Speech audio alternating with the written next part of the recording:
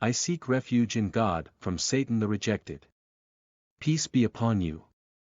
The topic at hand is about Aqqad, translated as ties, being bounded by intention/actions or demarcation of spiritual legislation.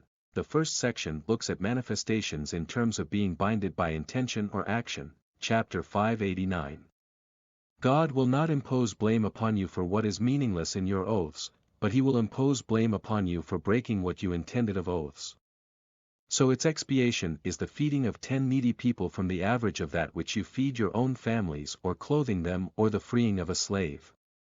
But whoever cannot find or afford it, then a fast of 3 days is required. That is the expiation for oaths when you have sworn. But guard your oaths.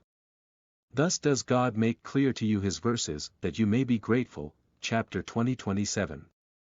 And untie the knot from my tongue, chapter 1:13-4. And from the evil of the blowers in knots, the second section touches on ties related to family or close ones, chapter 2:235.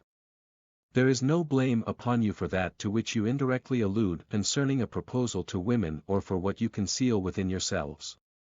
God knows that you will have them in mind. But do not promise them secretly except for saying a proper saying. And do not determine to undertake a marriage contract until the decreed period reaches its end. And know that God knows what is within yourselves, so beware of him. And know that God is forgiving and forbearing.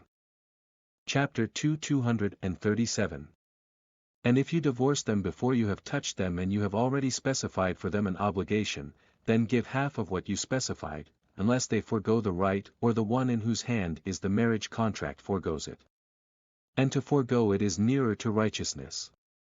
And do not forget graciousness between you. Indeed God, of whatever you do, is seeing. Chapter 4:33. And for all, we have made heirs to what is left by parents and relatives.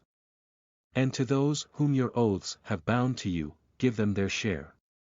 Indeed God is ever, over all things, a witness. The third section is a general demarcation of spiritual laws, chapter 5:1.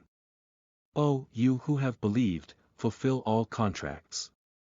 Lawful for you are the animals of grazing livestock except for that which is recited to you, hunting not being permitted while you are in the state of demarcation. Indeed, God ordains what he intends. Is there a binding stronger than God's binding? Thus observe your contracts that is binding upon you, that your accountability on Judgment Day is manageable.